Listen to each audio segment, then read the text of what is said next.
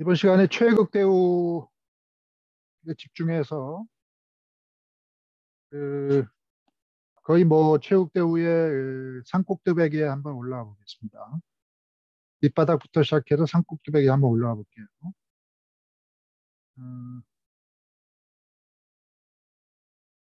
누가 이렇게 피라미드를 만들었었죠. 그래서 밑에 이제 비차별 대우 임무가 기본적으로 깔리고 시장 개방이라든지 공정무역이라든지 최소 기준 대우 이런 임무들이 이렇게 중첩적으로 구성을 하면서 전체 이제 과자 통상 규범을 이루고 있고 지금 가장 그 밑에 기본이 되는 비차별 대우 의무를 지금 얘기하고 있는 거고 그중에서도 최애국 대우 꼭지가 있고 내국민 대우 꼭지가 있는데 그 첫 번째 최애국 대우 꼭지를 얘기하는 거예요.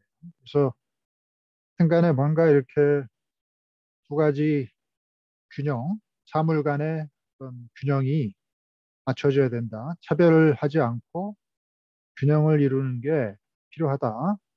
차별을 하게 되면은 그 우대를 받는 제품이 국제적으로 별로 효율성이 없는데도 그 우대 때문에 많이 팔리게 되니까 국제적인 자원 배분의 왜곡을 가져오겠죠.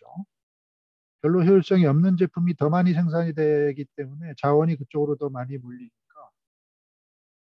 그 국제 경제 입장에서 가장 합리적인 자원 배분 상태가 깨지는 거죠. 또 디스크리미네이션을 당하는 제품은 실제로는 더 효율적인데도 디스크리미네이션 때문에 더 덜 팔리게 되니까 그만큼 자원 배분의 왜곡이 발생하니까 리카디안 모델의 그 비교의에 입각한 그 자연스러운 교역에 의해서 모든 나라들의 그 무역의 이익을 극대화하는 그 모델이 그만큼 손상을 입게 되니까 차별하지 않고 동등하게 이렇게 대우를 하면서 이게 이제 서로 간에 기술이나 아니면 부전자원이나 규모의 경제 차이에 의해서 좀 더 잘할 수 있는 분야로 특화하게 하면서 교육을 통해서 물품을 교환하고 그렇게 되면은 자원 배분의 효율성이 극대화된다. 차별 조치 같은 거를 취하는 그 어떤 국가의 조치 이런 거를 일정한 다자 통상 규범을 통해서 제어를 함으로써 도메스틱 인더스트리얼 팔러시에 의해서 인위적으로 어떤 교육 비교 우위를 창출하려고 하는 차별 조치에 의해서 그런 노력을 억제해야 된다. 그런 생각에서 이제 비차별 대우 의무가 들어왔고 WTO 규범에도 들어왔고 사실은 그 이전에도 지지상의 발견이나 뭐 이런 거를 통해서 신대륙과 이렇게 조약을 맺고 뭐 이럴 때 우호통상 항해 조약이라고 그러죠. Friendship, Commerce and Navigation Treaty, FCN Treaty라고 합니다. 그래서 서구 국가들이 우리나라 그 조선 시대에도 그런 조약을 강요하고 뭐 이런 애들이 있었는데 그 우리가 우호 통상 항해 조약이라고 그러잖아요. Friendship, Commerce and Navigation Treaty 그런 우호 통상 항해 조약에 그런 비차별대 의무와 같은 조항들이 막 들어갑니다. 그래서 WTO 협정 이전에도 새로운 무역의 기회가 창출되는 그런 맥락에서 국가 간의 이런 비차별 대우 의무를 기본적으로 이렇게 규정을 하면서 그거에 의해서 국제 통상 질서를 규율하려고 하는 그 움직임이 일찌감치 있었었어요. 18세기, 19세기, 뭐 20세기 해가지고 있었었어요. 그래서 그런 내용들이 기본적으로 필요하다라고 이제 게트 시절에 느껴서 거기 게트에 이렇게 첫 번째 조항에 이게 이렇게 들어올 정도니까 상당히 기본적인 의무가 되겠죠. 그중에서 최애국대 의무를 우리가 지금 이번 시간에 한번 전체적으로 모든 측면을 한번 보자 이거죠. 우리가 이렇게 디스크리미네이션 그러면은 어, 디퍼런시에이션이라는 또 다른 기능과 좀 구별할 필요가 있는데 모든 걸 이렇게 구분하는 거 자체를 금지하는 것은 아니에요. 차별한다는 게 구분한다는 것과는 좀 더 다른 차원의 좁은 개념이죠. 예를 들어서 이 송아지가 있고 강아지가 있죠. 이 강아지와 망아지처럼 보입니까? 강아지 수입에는 테립을 2000% 부과하고 강아지 수입에는 테립을 10% 부과한다. 아, 이렇게 한번 가정해 봅시다. 그러면 이제 여러분은 열심히 강아지를 키우고 있는데 여러분 옆에 있는 그 농가에서는 강아지를 열심히 키우고 있어요. 그러면 강아지를 키우는 여러분 입장에서 불만이 있을 수 있겠어요? 불만이 있죠. 그죠? 나는 10%만큼만 보호를 해주고 옆집에 있는 아무개는 2000% 테립을 때려가지고 외국 강아지들이 못 들어오니까 이웃집에서 키우는 강아지가 시장을 석권을 해요. 근데 나는 10%밖에 안 되니까 값싼 외국 강아지들이 들어와가지고 내가 이렇게 국내 시장을 어떻게 할 수가 없어요. 경쟁력이 차이가 나니까. 뭐 이런 상황인데 이게 그 우리 국제통상법에서 얘기하는 차별에 해당되느냐 하는 거죠. 국제통상법이 여기에 관여를 해야 되느냐? 이러한 국가의 어떤 구분 조치에 대해서 국제통상법이 관여를 할 필요가 있느냐? 이런 조금 철학적인 문제를 제기할 필요가 있는데 어떨까요? 나는 불만이에요. 나는 불만인데 이거 국제법이라는 그 어떤 그 주스프루던스가 여기 이렇게 관여를 해서 뭔가를 이렇게 규정을 할 필요가 있느냐 하는 문제인데 모든 불만을 다 국제법이 관여하는 것은 아니죠. 이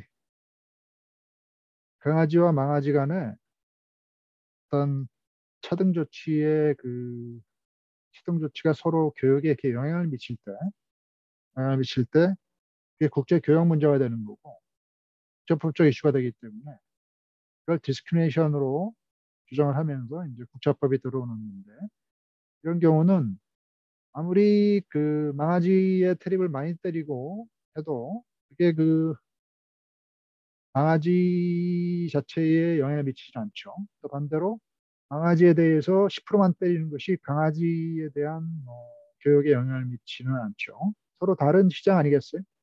그렇지 않아요? 내가 강아지를 싸게 살 수 있다고 그래서 강아지 살 걸 강아지를 삽니까? 또 망아지를 비싸게 살 수밖에 없다고 그래서 강아지 대신 강아지를 삽니까? 그건 아니잖아요. 그래서 서로 간의 그 국내 조치가 상호 간의 교역에 영향을 미치지 않는 그러한 그 어떤 형태의 정부의 인더스트리얼 팔레스랄까요? 이런 것 자체는 차별이라고 하는 게 아니에요. 이건 그냥 차등이에요. 다른 거는 다른 거, 같은 거는 동등하게 취급을 하지만 다른 거는 다르게 취급할 수 있는 국가의 권리가 있는 거죠. 그래서 어떤 이유에서건 우리가 강아지 시장이 굉장히 중요하다 이렇게 판단이 되면 그 나라가 트립을 높게 해가지고 그걸 이렇게 보호할 수 있는데 음? 그 그것과 영향을 미치는 서로 간에 이렇게 연결돼 있는 그 시장의 어떤 그 차별을 가하면서 그렇게 하지 말아라 이런 얘기인데 강아지와 망아지 간에 이렇게 서로 간에 영향을 미치지는 않기 때문에 나라의 테립 정책이 A 섹터와 B 섹터 전혀 다른 섹터에 어떻게 되는지 여부는 차별과 상관이 없다는 거예요. 서로 다른 섹터이기 때문에. 아, 국내 사회에서 국내 사회에서는 이게 커다란 문제가 될 수 있죠. 왜 나와 내 이웃이 열심히 일하는 농부인데 똑같이 일하고 똑같이 세금 내는데 왜 쟤는 그렇게 많이 보호를 해줘? 그래서 내가 불만을 가질 수 있는데 이게 이렇게 국내 문제는 될 수 있어요. domestic problem은 될 수 있어요. inequality 문제거든요. inequality 문제예요. 어떤 부의 불평등을 해소하는 문제라든지 어떤 그 보호를 제공하는 그 정부의 문제 이런 거에 대한 이제 inequality 문제이기 때문에 국내적으로는 커다란 문제가 될 수 있고 데모도 할 수 있고 뭐 국회의원들한테 난리칠 수는 있는데 그건 국내 문제라는 거예요. 국내에서 해결해야 될 문제라는 거예요. 국제법에서 이게 국제적인 문제가 되고 뭔가 다자기범을 만들어서 그걸 규율하려고 하면 그 차원을 넘어서서 어떤 디스크리미네이션이라는 그 문제가 돼야 되는데 그러려면은 하나에 대한 그 섹트에 대한 조치가 다른 데 이렇게 영향을 미쳐서 그게 어, 자원 배분의 왜곡을 국제적으로 가져오는 그런 상황이 발생했을 때 우리가 디스크리미네이션이라고 부르고 그런 디스크리미네이션을 금지하는 룰을 만든 것이 바로 이 최애국 대우 임무입니다. 그래서 이거는 국내 문제인 거고 디스크리미네이션 문제는 아니다. 이렇게 볼 수 있는 거죠. 그래서 우리 MFN 의무라는 것을 한번 도식을 통해서 한번 보면 이 센터에 있는 나라가 이제 수입국인데 이렇게 여러 제품들을 수입을 할 수 있어요. 그죠? 그 제품들 이렇게 수입할 수 있는데 그래서 다양한 나라로부터 수입할 수 있어요. 그죠? 근데 그 여러 수입품 제품들이 like란 말입니다. like goods 관계에 있을 때 이거를 번역하기가 좀 그런데 어떤 사람이 처음에 잘못 번역해가지고 동종 제품이다 그렇게 번역을 해가지고 지금까지 그냥 모든 교과서에 사실은 동종 제품 뭐 그렇게 표시가 돼 있는데 사실은 잘된 번역은 아니죠. 잘못된 번역인데 어, 뭐 그렇게 처음에 쓰여가지고 그랬는데 어쩔 수 없긴 합니다만은 like란 말 그냥 영어로 like라고 해야 돼 맞아. 반드시 종이 같다는 얘기는 아니죠. 그래서 어떤 서로 간의 경쟁 관계에 직접적인 영향을 미치는 관계에 있는 그런 like한 제품 뭐 이렇게 다양한 국가로부터 이렇게 수입할 수 있는데 수입국이 이게 서로 간에 영향을 미칠 거 아니에요? 어떤 하나의 소스에 특혜를 준다는 게 그지? 다른 소스에 영향을 미칠 거 아니에요, 결국에. 그렇기 때문에 이런 관계에 있을 때 차별을 하지 말아라, 다른 대우를 하지 말아라 하는 게 이제 최국대 의무라는 거죠.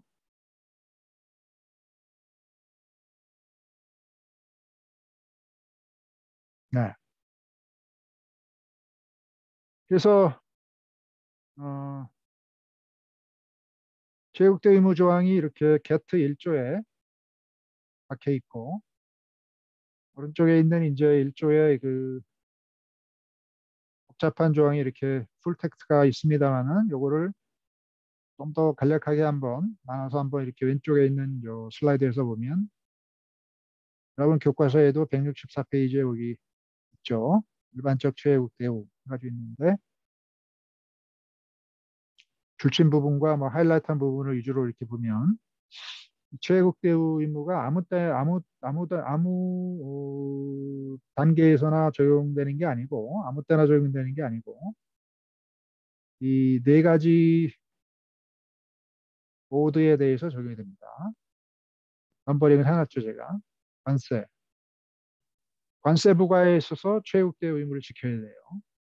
라이크 프라닥이 들어오고 있는데 그거에 대해서 관세를 서로 다르게 부과하면 최국대 의무가 위반이 되는 거죠. 그다음에 관세를 부과하는 방법에도 연결이 돼요.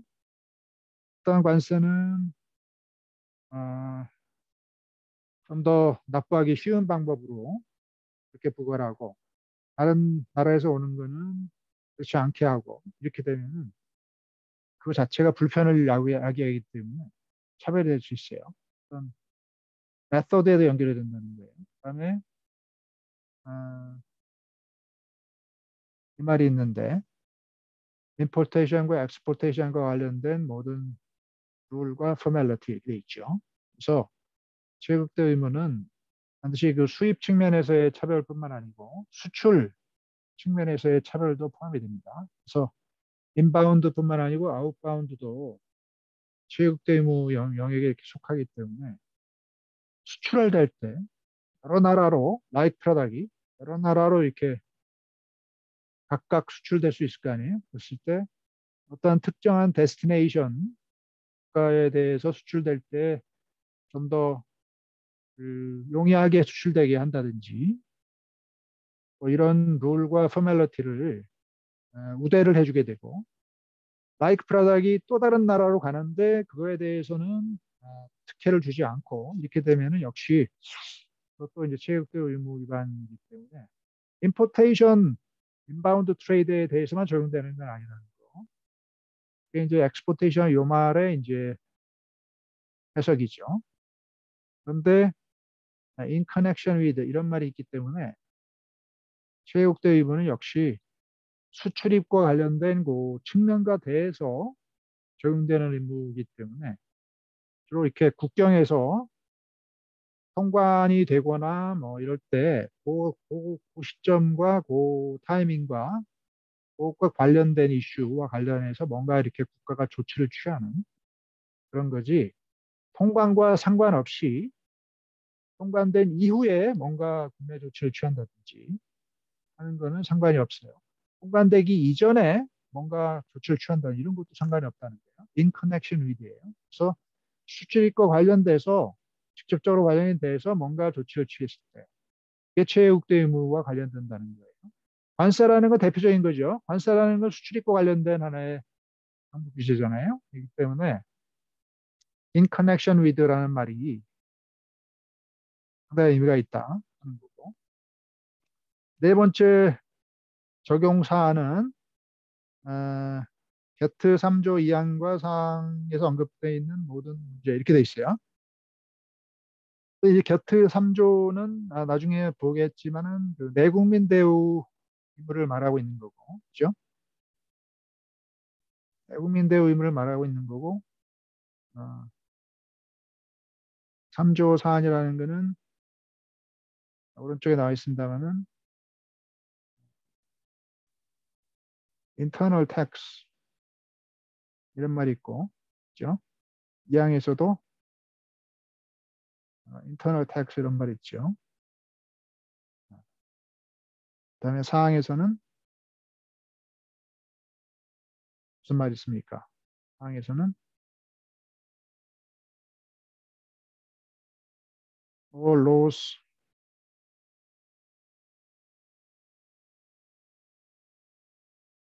regulation and requirement affecting their 뭐 internal sale, purchase, transportation, distribution, or use 이런 말이 있죠. 그래서 그 국내에서 뭐 판매하거나 구매하거나 운송하거나 유포, 유통하거나 사용하는 것과 관련된 여러 가지 법규나 요건과 관련된 여러 가지 조치 이렇게 말하고 있기 때문에 그 텍스라는 거하고 어, 텍스라는 거하고 internal charge 그다음에 그 판매, 구매, 뭐 유통, 사용 이런 것 관련된 법규에 따른 규제 네. 주로 통관되고 난 다음에 그죠? 국내에서 뭐 판매되거나 유통되거나 사용되거나 이럴 때 텍스도 부과하고 또는 여러 가지 규제를 하죠. 이런 제품은 어, 대형 스토어에서만 판매할 수 있게 한다든지 또 이런 제품은 운송할 때 무슨 어떠한 요건을 지켜서 운송을 해야 된다든지 포장지에 넣어서 뭐 안전하게 해야 된다든지 또는 사용할 때 뭐 어떤 방식으로 해야 된다든지 그런 그 여러 가지 그 국내에서 요구되는 여러 가지 리퀘어먼트들이 있어요. 텍스도 있고 통관되고 난 이후 시점에 국내에서의 거래 단계에 적용되는 주로 규정들이죠. 그래서 그러한 그 3조사 함들에서 커버하고 있는 사항들이 이제 그런 주로 국내 조치에 관한 사항들인데, 그죠? 네. 근데 이 게트 1조의 MFN 조치는 이제 그런 3조 이항과 사항이 커버하고 있는 국내 조치들에 대해서도 MFN이 적용된다. 이런 말이에요. 다시 말하면 관세라는 통관 시점에서의 그 바이크 프라다 간의 차별도 MFN 적용 사항이고, 통관이 되고 난 다음에 여러 가지 조세나 아니면은 국내에서 판매되거나 유통되거나 사용하는 데 대한 여러 가지 규제를 취하게 되는데, 그런 거에 대한 국내 조치에 있어서의 라이크 프로덕트의 판매나 구매나 사용에 관한 여러 가지 차별 조치, 이런 것까지도 최국대 의무 규정사항이다, 이런 얘기죠. 그런 얘기입니다.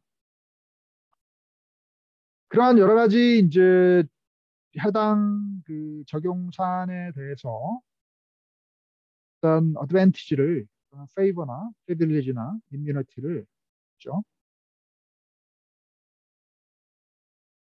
어떤 나라에서 기원하거나 그 나라로 이렇게 가는 제품에 대해서 그런 페이버나 프리빌리지나 이런 거를 주었으면 그거를 즉각적이고 무조건적으로 다른 WTO 회원국에서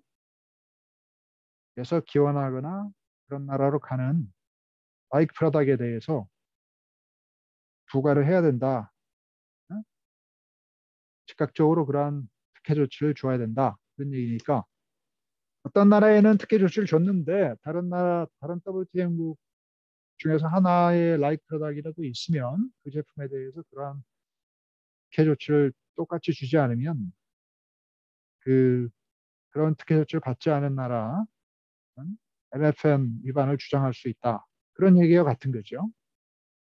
결국에는 모든 WTO 회원국을 동일하게 대우를 해야만 이 규정 위반이 발생하지 않겠죠. 하나의 WTO 회원국의 라이크 프로덕트라도 특혜를 받지 못했다면 그 나라가 MFN 위반을 주장할 수 있게 되는 거니까, 그리고 모든 WTO 회원국들의 라이프 프로덕트를 이런 네 가지 모드에 대해서 페이버나 프리비지와 임뮤니티나 그래 어드밴티지를 나라라도 준 게 있으면 똑같이 줘야만 최역대 의무가 위반이 되지 않을 수 있기 때문에 모든 WTO 회원국들은 모두 최애국 대우를 받는 것과 마찬가지인 조항이죠. 그걸 보장하는 조항이죠. 그래서 이름 자체가 Most Favored Nation Treatment라고 부릅니다. 아무튼 간에 어, 이 조항의 여러 가지 구조가 지금 줄친 부분들을 제가 이렇게 얘기했는데 그러한 내용이다 하는 걸 여러분이 원문을 통해서 이해할 필요가 있고, 이 파란색으로 제가 얘기한 any other country 이 말에서 이렇게 other country 이 말이 중요한데, 아, 이 country란 말은 여기서 이렇게 특혜를 받고 있는 나라를 말하는 거죠. 그렇죠? 그런데 이 all other WTO members 이 말은 특혜를 받지 못하고 있는 대상이 되는 나라를 지칭하는 말이죠. 근데 이 두 가지 말이 다르죠. 앞에는 그냥 other country 이렇게 말을 하고 있어서 그 특혜를 받는 나라가 WTO 회원국이든 회원국이 아니든 상관없이 country이기만 하면 이 조건에 맞는 거로 돼 있고, 뒤에 말은 contracting party라고 돼 있어요. 원문에는. 그게 WTO 멤버란 말이에요. 그래서 WTO 회원국에 대해서 그런 특혜를 줘야 된다 하는 의무를 말하고 있기 때문에 특혜를 결국 받아야 되는 대상은 WTO 회원국으로 되는 거예요. 모든 나라가 아니고. 그러니까 결국에는 무슨 말이냐? 비록 WTO 회원국이 아닌 나라에 대해서, 회원국이 아닌 나라에 대해서 특혜를 WTO 회원국이 줬더라도 그 특혜를 모든 다른 WTO 회원국에 주지 않으면 결국 MFN 위반이 발생하기 때문에 어떤 나라가 특혜를 줄 때, 어떤 내가 특혜를 줘야 되는 대상 나라가 WTO 회원국이 아니에요. 그러니까 저 나라는 뭐 WTO 회원국도 아닌데 게트가 적용되지도 않는데 내가 뭐 저 나라에 대해서 뭐 특혜를 줬다고 그래서 그게 뭐 게트 1조 위반은 안 되지 않느냐 이렇게 생각하면서 WTO 회원국이 아닌 나라에 내가 특혜를 줬다 하는 걸로 NFN 위반을 피해갈 수는 없다. 그런 얘기죠. 그렇죠? 그럼 그런 얘기입니다. 이 말은 이제 우리나라와 관련돼서 상당히 중요한 의미를 지니고 있죠. 왜냐하면 북한은 WTO 회원국이 아니니까, 그죠? 그래서 우리나라가 북한에 대해서 뭐 지금 갈트 1조가 포함하고 있는 네 가지 모드에 대한 어떤 페이버나 프리빌리지나 이런 거를 지금 많이 주고 있죠. 많이 주고 있지 않아요? 과거에 그 햇볕 정책 그래가지고 많이 줬어요. 그래서 북한산 제품인데 그게 이렇게 들어오는 나라 들어오는 제품에 대해서는 관세 면제를 해준다든지 에, 여러 가지 조세상의 혜택도 주고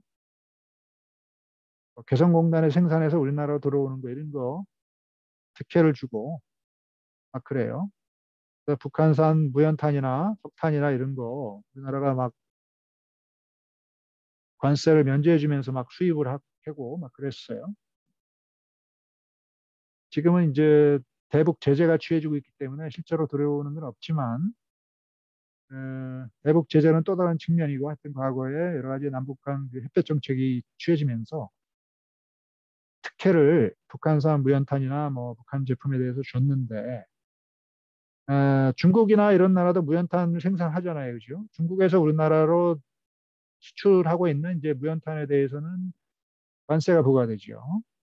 이 때문에 그 중국이나 이런 WTO 형국이죠, 중국이 이런 나라가 왜 북한산 무연탄과 중국산 무연탄에 대해서 관세 차별을 하느냐?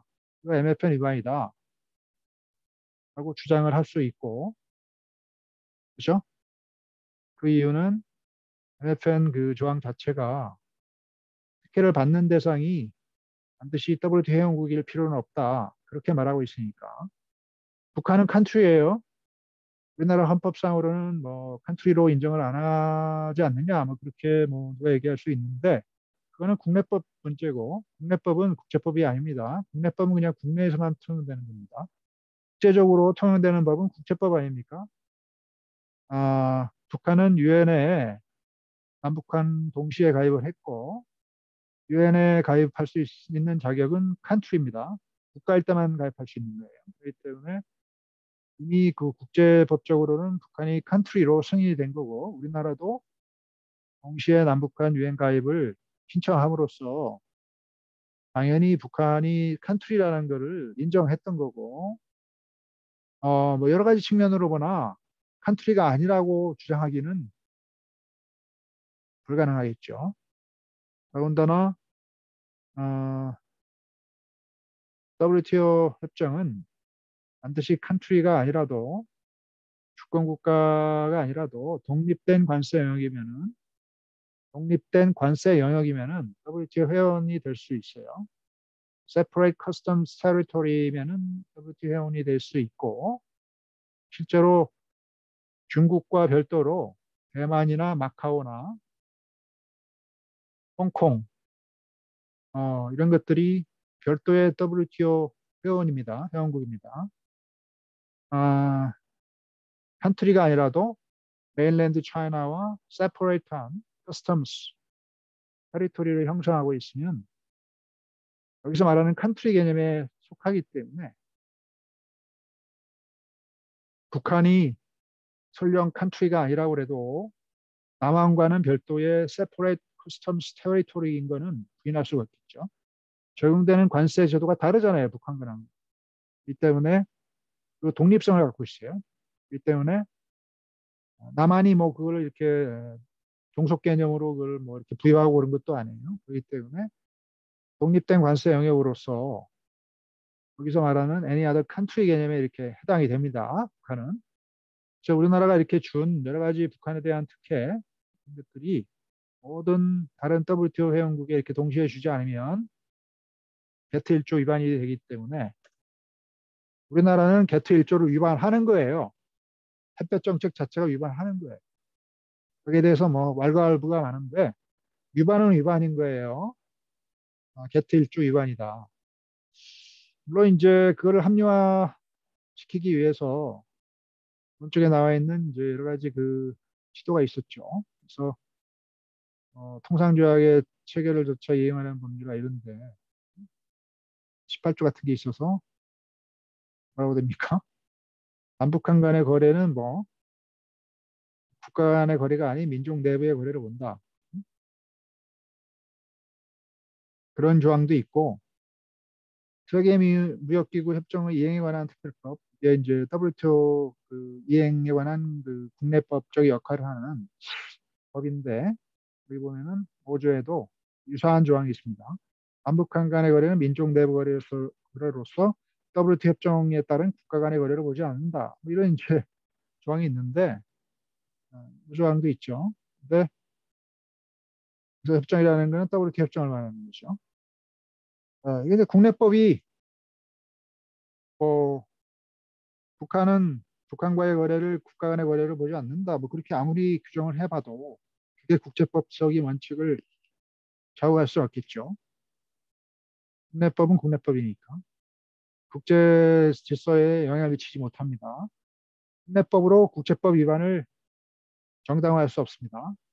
비엔나 협약 조약법에 관한 비엔나 협약 자체에 그렇게 명문으로 박혀 있습니다. 이 때문에 국내법으로 아무리 이렇게 규정해봐야 제트 1조 위반인 거를 치유할 수 없습니다. 사실 이 말들이 좀 이상한 말이죠. 그렇지 않아요? 국가 간의 거래가 아니고 민족 내부의 거래면은 그게 WTO 협정에서 뭐 제외가 됩니까? 그러면 WTO 협정이라는 게 뭐 민족 단위의 협정입니까? 그러면 뭐 중국이 대만산 무슨 제품에 대해서 무관세 혜택을 주고 그럴 수 있죠. 그러면 그 대만에서 중국으로 수출하고 있는 무수한 그 세마이 컨덕터나 뭐 이런 전자제품이나 이런 게 있을 텐데 또 우리나라에서 중국으로 수출하는 제품이 엄청난 타격을 입을 수 있겠죠. 그죠? 그럼 우리나라가 거기에 대해서 무슨 체육대 의무를 위반을 주장하지 않을 겁니까? 민족 내부의 거래니까 WTO 협정에 적용되지 않으니까 우리는 아무 말 못해야 된다는 얘기를 우리 스스로 국내법으로 얘기한 거나 다름이 없잖아요. 그러니까 그런 논리가 통용이 된다는 게 국제적으로는 논리가 성립이 되지 않죠. 민족이란 개념은 그냥 민족이란 개념으로 남는 거고 주권 국가이든지 독립된 관세 영역이든지 뭐 그런 개념인데 민족 내부의 거래이기 때문에 뭐그 마치 WTO 협정이 적용되지 않는다 막 그런 식의 논리로 이렇게 말을 만들어 가지고 써놨는데 이건 아무리 열심히 써놔봐야 이상한 논리고 오히려 이게 이렇게 국내법으로 딱 박혀 있으면 이게 너무나 이렇게 눈에 띄기 때문에 다른 나라들이 공격을 합니다. 그래 북한에 대한 특혜를 한국이 막 주고 있구나. 여기 있게 근거가 있잖아. 민족 내외 거래라고 하면서 뭐 이렇게 하면서 오히려 타겟이 될 수 있는 짓을 우리 스스로 이렇게 해놓은 건데 이게 써놓는다고 그래서 그게 뭐 국제적으로 아무 효력도 없고 오히려 타겟이 될 수 있는데 그걸 왜 써놨는지 모르겠어요. 한풀이 하는 건가요? 햇볕 정책을 좀 더 합리화시키기 위해서 어, 그 협정에 따른 국가 간의 거래를 보지 않는다. 이 말이 핵심인데 그렇게 협정이 해석되지도 않는데 이 말을 써가지고 뭐 그게 햇볕 정책에 도움이 될까요? 아무튼 그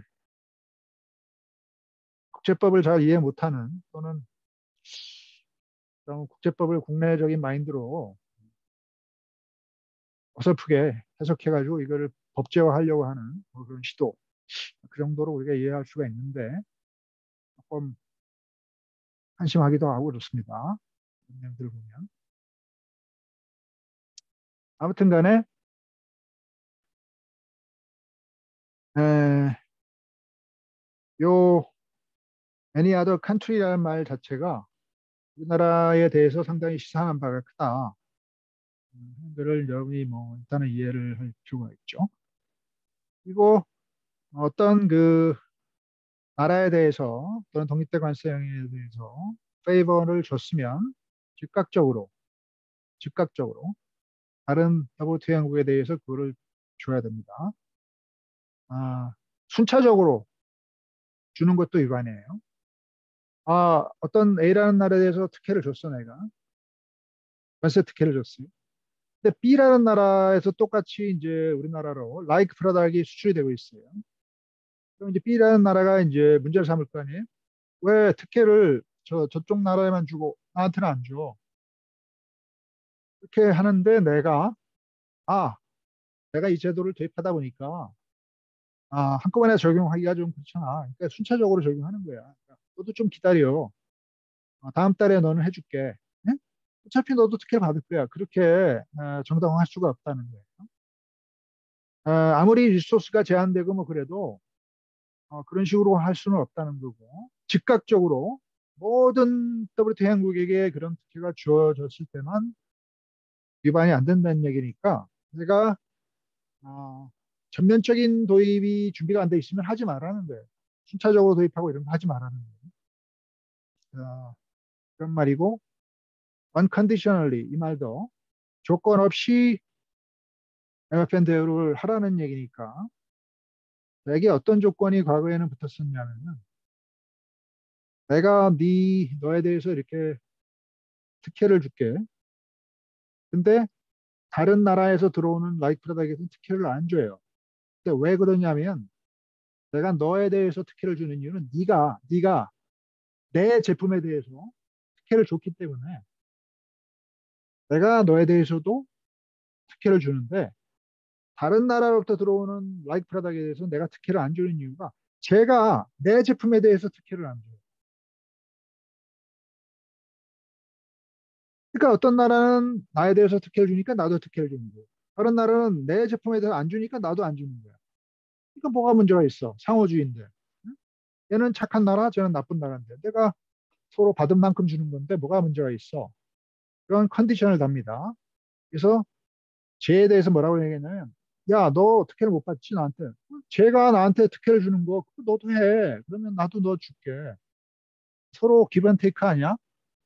그런 식으로 컨디션을 달아서 상호적인 MFN 의무 이런 거를 조건화하면서 부과를 많이 했었어요 옛날에는. 심플 MFN 조항이 있었을 때는. 근데 그렇게 하니까 서로 막 그 조건화 돼가지고 이게 문제가 생기고 갈등이 생기고 이렇게 되니까 그렇게 하지 말아라 이거예요. 무조건적으로 MFN 대우를 해라 이런 얘기니까 저 나라가 내 제품에 대해서 어떠한 대우를 하고 있는지와 상관없이 나는 무조건 한 나라에 대해서 특혜를 주면 그 특혜가 모든 다른 회목에 대해서는 자동적으로 줘야 됩니다. 조건을 붙일 수 없어요. 상호주의 이런 거 안 돼요. 무조건적으로 해야 되기 때문에 그 unconditional이라는 말이 이렇게 들어갔습니다. 아, 그게 게트 1조의 해석이죠.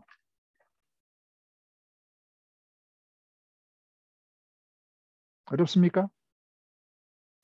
자, 그러면 여러분 교과서에 뒤에 보면은 실전 연습이 하나 있죠. 두 개 있나요? 198페이지에 한번 보세요. 198페이지에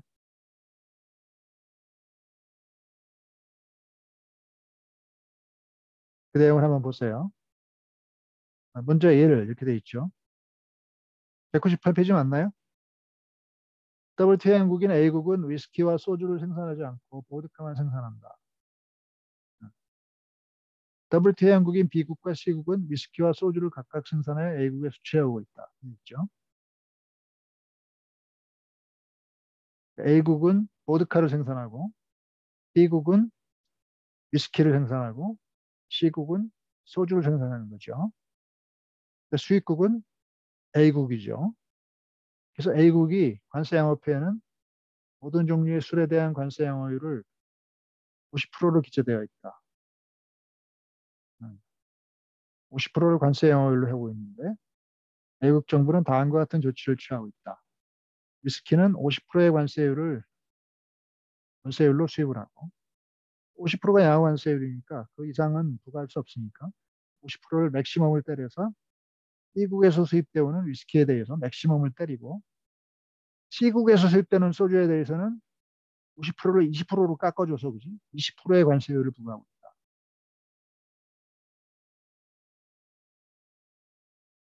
그러면 이거는 MFN 위반인가요? 위반이죠.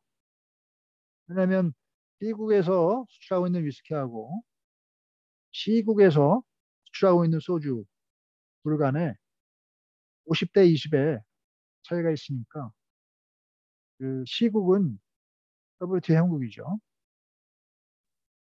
그러니까 결국 C국이 그 왜 우리에 대해서는 반대죠. B국이죠. 위스키를 수출하고 있는 B국은 50%의 관세율을 두드려 맞고 C국은 20%로 특혜를 받고 있으니까 B국이 A국에 대해서 문제를 제기할 수 있죠.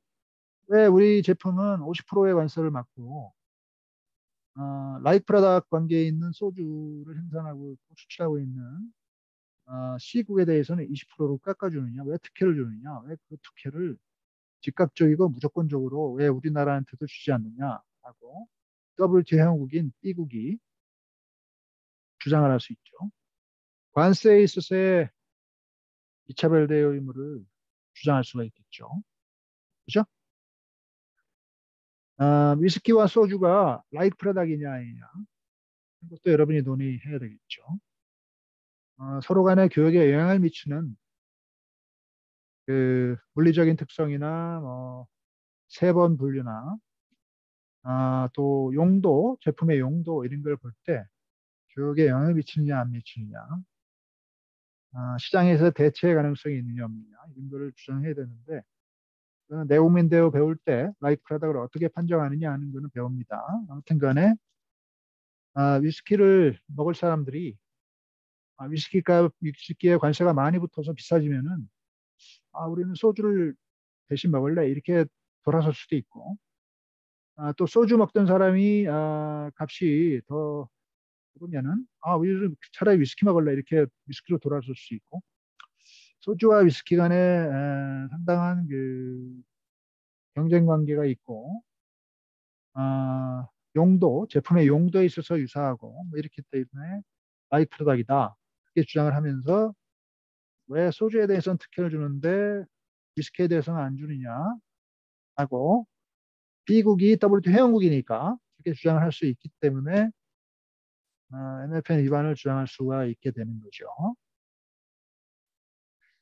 4번 보드카에 대해서는 주세를 면제하고 자기 나라에서 생산되는 거는 텍스를 면제해요.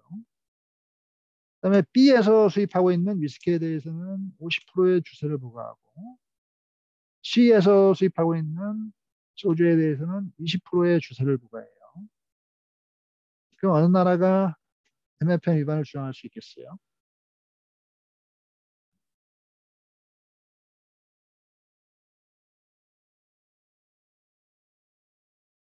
어느 나라가? 역시 B죠. B입니다. B가 왜 우리 위스키에 대해서는 50%나 세금을 때리고 C에서 수출하고 있는 라이프 프로덕인 소주에 대해서는 20%의 세금을 때리니까 50대 20이니까 차별이 발생했다라고 주장하면서 그 B국의 A국에 대해서 이제 MFN 위반을 주장할 수 있는 거죠. A국의 국내 제품에 대한 차별 문제가 아니고 국내 제품과 비교해서의 차별 문제가 아니고 C국과 B국의 라이프 프로덕트 수출품에 대한 간의 차별 문제 그거에 대해서만 MFN 위반을 주장할 수 있는 거예요. 왜냐하면 이게 수출 입과 관련된 그죠? 수출 입과 관련된 여러 가지 관세나 뭐 그 부과 방법이나 또는 게트 3조에서 커버하고 있는 사항에 대한 그 차별의 문제니까 이게 수출입과 관련되어 있지 않는 게트 3조에서 커버하고 있는 이제 조세에서의 차별 문제는 게트 3조에서 커버하고 있는 사항이죠. 이 때문에 적용 사항이기도 해요. 텍스라는 게. 근데 어떤 나라에 대해서 부과하고 있는 그 특혜를 다른 나라 WTO 회원국에 동시에 부과하지 않는 경우에 해당이 되는 거니까 B국과 C국 간에 차별이 발생했다는 거고 WTO 회원국인 B국이 그걸 주장할 수 있게 되는 거니까 우리나라에 대해서도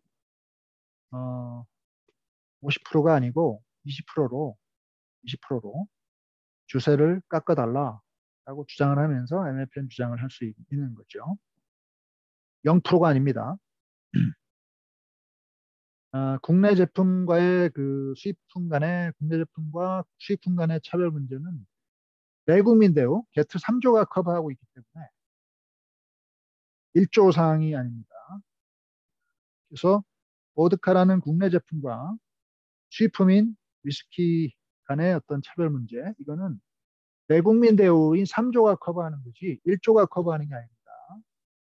그래서 지금 MFN 위반 주장은 B국이 어, 마치 C국에 대한 조치처럼 50%를 20%로 깎아달라 아니면 똑같이 50%를 하든지 그렇게 주장할 수 있을 뿐이죠. 그게 나에 대한 정답입니다. MFN에 대해서만 그렇다는 거예요. 다시 한번 정리하면은 테립이나 텍스냐 모두 대상 사항인데 마이크 프로덕이면서 같은 수입 제품 관계에 있거나 아니면 같은 수출 제품 관계에 있는 사항에 대한 차별의 문제를 주장할 수 있다. 그게 MFN 개념입니다. 그렇죠? 그다음에 또 하나의 문제가 있죠. 201페이지입니까? 201페이지에 보면은 중국은 인삼주, 소주 및 포도주를 생산하지 않고 꼬량주만 생산한다고 가정한다. 중국은 꼬량주를 생산해요. 북한은 인삼주를 생산해서 중국에 수출하고 있고 한국은 소주를 생산해서 중국에 수출하고 있고 유럽은 포도주를 생산해서 중국에 수출하고 있어요. 수입국인 중국이 다음과 같은 조치를 취하고 있다. 아, 북한이 수출하고 있는 인삼주는 무관세, 한국 소주에 대해서는 20% 관세, 포도주에 대해서는 50% 관세를 부과하고. 그럼 MFN 위반을 누가 주장할 수 있겠죠?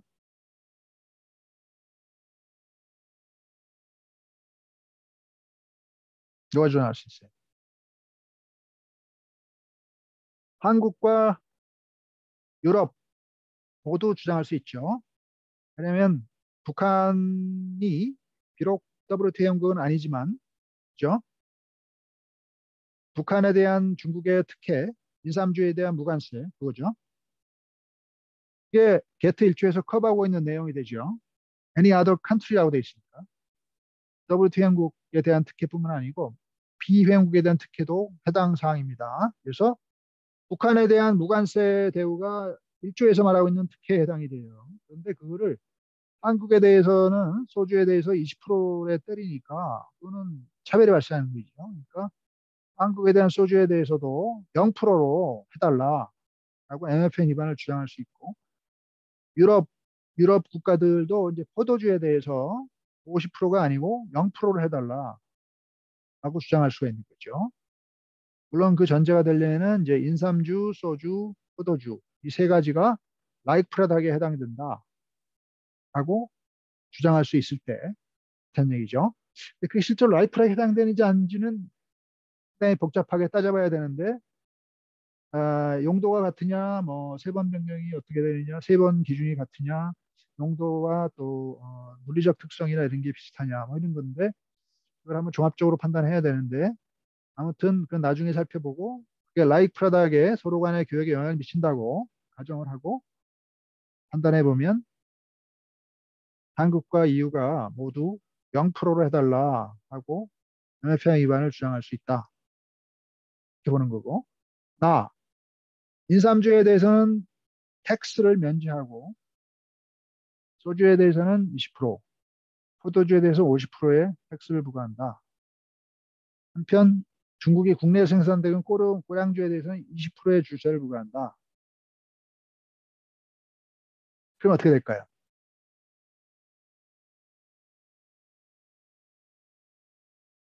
역시 텍스에 대해서도 MFN이 적용이 되기 때문에 그죠? 북한산 인삼주에 대해서 어, 비록 북한이 비회원국일지라도 그죠? 주세 면제라는 특혜를 부과하고 있기 때문에 한국이 소주에 대해서 왜 20%냐? 0% 해달라. 응? 이유가 포도주에 대해서 왜 50%냐? 0% 해달라. 이렇게 주장을 할 수 있게 되겠죠. 어, 모두 0% 해달라. 이렇게 주장할 수 있게 되겠죠. 그게 정답입니다. 중국이 그 밑에 쓰여 있는 중국이 다음 같은 주장을 펼치고 있는데 북한은 WTO 행국이 아니므로 북한산 인자주에 대한 특별 등 문제가 될 것이 없다. 이거는 타당하지 않죠. 게트 1조에서 WTO 회원국이 아닌 나라에 대한 특혜도 다른 WTO 회원국에 적용된다고 했으니까 이런 주장은 타당하지 않는 거고. 포도주는 뭐 꾸랑주 맛 및 소주와는 전혀 다른 특성의 술이고 어쩌고저쩌고 사회적 형평이 어쩌고저쩌고 이런 내용들 그런 내용들이 이제 라이크 프라닥이 아니다 이런 얘기고 또 사회적 형평이나 무슨 뭐 인민 정서 이런 얘기는 이제 나중에 배우는 일반적 예외에 해당되기 때문에 차별할 수 있다 그런 얘기인데 이게 성립이 되는지 안 되는지 일반적 예외의 그 구성 요건과 관련해서 여러분이 주장을 하면 돼요.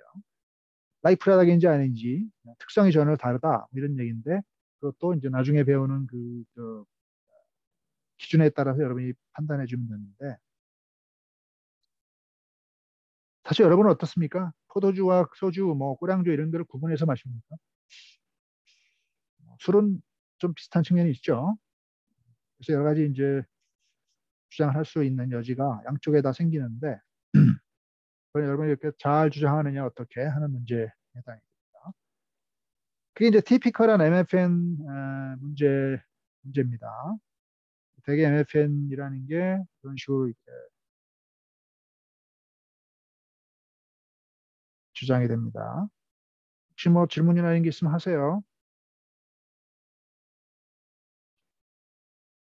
근데 이 자유무역 협정이라는 게 있어서 이제 제국 대의무와 이게 충돌이 발생하는 측면이 있는데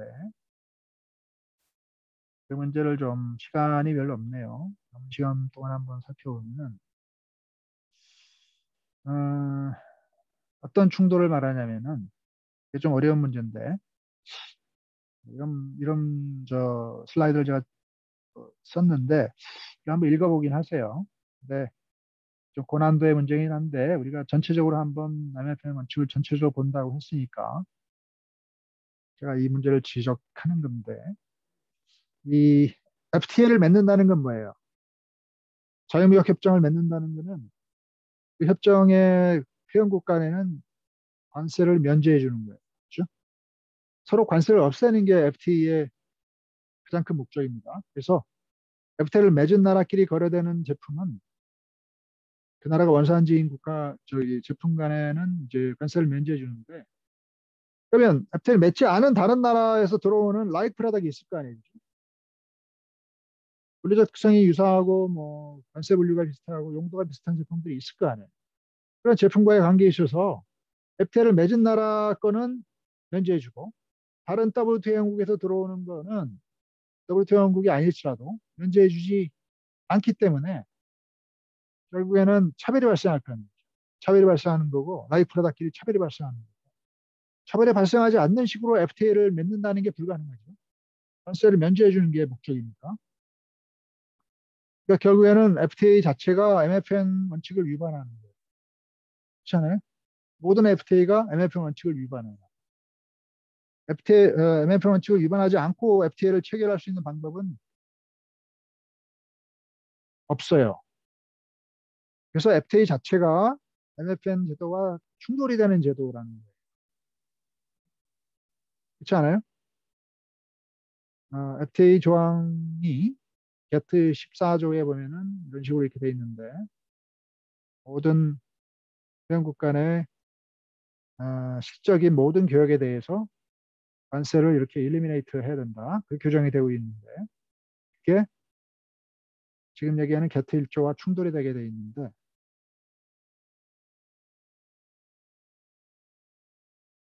그 일종의 그 충돌 문제를 어떻게 게트 자체가 해결을 하고 있냐면은 게트 조항 자체가 이렇게 있습니다. 24조 조항에서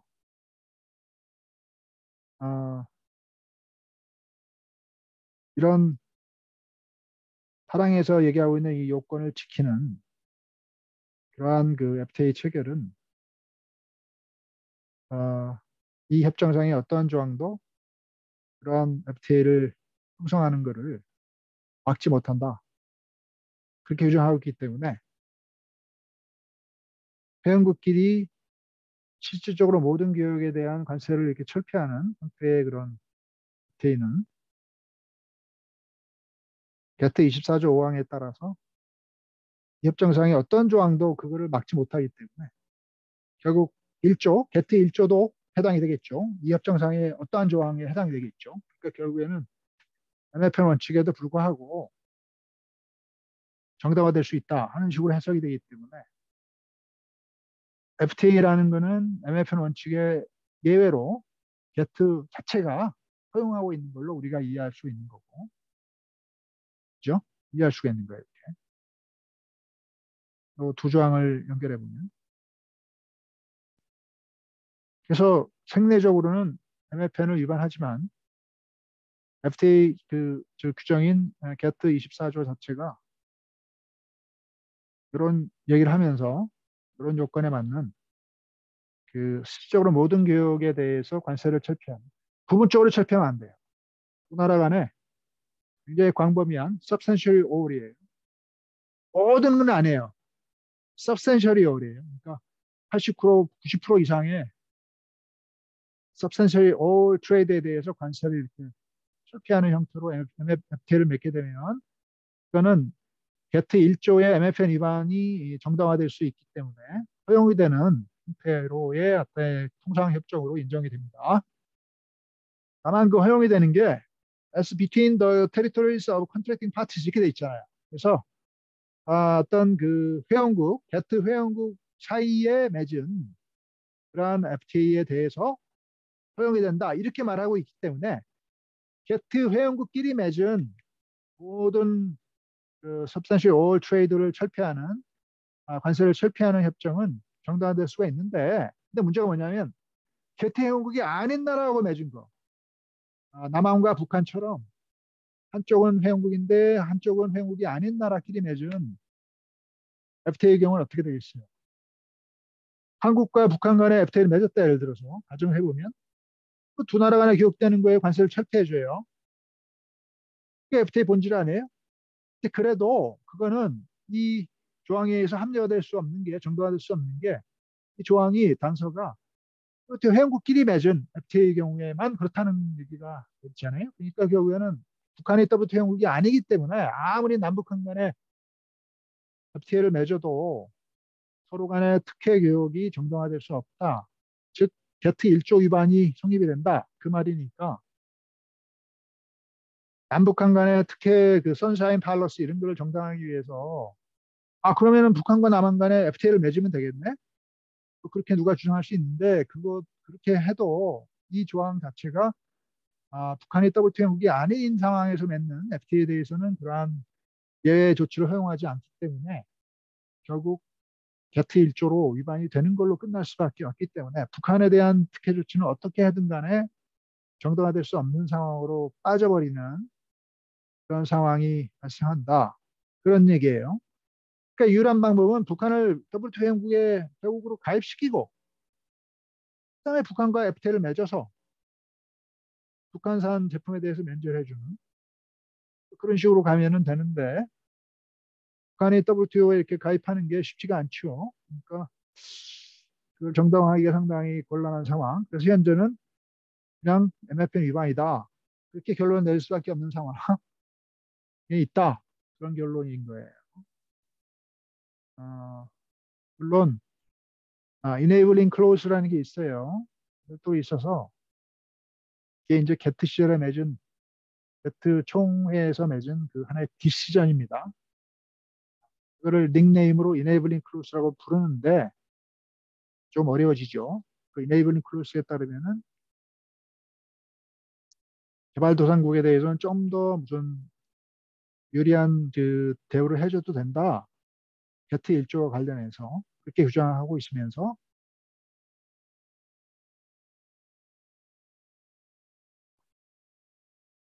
그 저개발 국가 사이에 저개발 아, 국가이면서 게트 회원국인 국가들 간에 맺은 어떤 지역 무역 조치 협정 뭐 이런 거를 통한 어떤 특혜는 게트 1조에도 불구하고 부여될 수 있다. 그렇게 규정을 하고 있기 때문에 북한은 저개발 국가 아니에요. 혹시 남북한 간의 특혜를 이걸로 정당화시킬 수 있을까 하고 누군가 얘기할 수 있을지 모르겠는데 여기서 뭐라고 돼 있어요? 저개발 국가이면서 그 게트 회원국 사이에 맺은 그런 거나 정당화될 수 있기 때문에 북한은 또 WTO 회원국이 아니잖아요. 게트 회원국도 아니잖아요. 그러니까 결국에는 이 조항을 들어서라도 그걸 정당화할 수가 없게 되니까 개도국 특혜 조항입니다. 이게 개도국에 대한 특례 조항도 적용이 안 돼요. 북한이 컨트랙팅 파티가 아니기 때문에 결국에는 이렇게 하나 저렇게 하나 결국 북한의 WTO 회원국이 아닌 지위 때문에 이걸로도 정당화가 안 되고 혹시 북한이 개도국이기 때문에 정당화 쓸 수 있을까? 이네ብል 클로스를 적용할 수 있을까? 그렇게 시도해봐도 컨트랙팅이라는 말 때문에 안 되기 때문에 결국 북한에 대한 특혜는 북한을 WTO에 가입시켜야만 그 다음부터 이제 적용될 수 있는 허용될 수 있는 상황으로 결국 빠지게 되는 상황이다. 아, 그런 얘기고요. 이렇게 난 WTO 회원국이면서 디벨로핑이나 리스트 디벨롭드 컨트리나 이런 경우는 WTO의 그 선진국들이 뭐 어떻게 해줄 수가 없어요. 디벨로핑이면서 WTO 회원국이고 뭐 리스트 디벨로핑 WTO 이렇게 되는 경우는 여러 가지 특혜가 허용될 수가 있는데 그런 딜레마에 빠져 있어요. 그래서 결국에는 남북한 간의 특혜 교역에 대한 문제는 MFN과 밀접한 관계가 있고 북한의 WTO 회원국이 아닌 주의 때문에 어떻게 그거를 합리화시킬 수 있는 방법이 없기 때문에 방법이 없어요. 그냥 위반이에요. 게트 1조 위반이에요. 그런 상황이다. 이거를 우리가 알 필요가 있다. 조금 나머지나 여러분 질문 있으면 다음 시간에 합시다.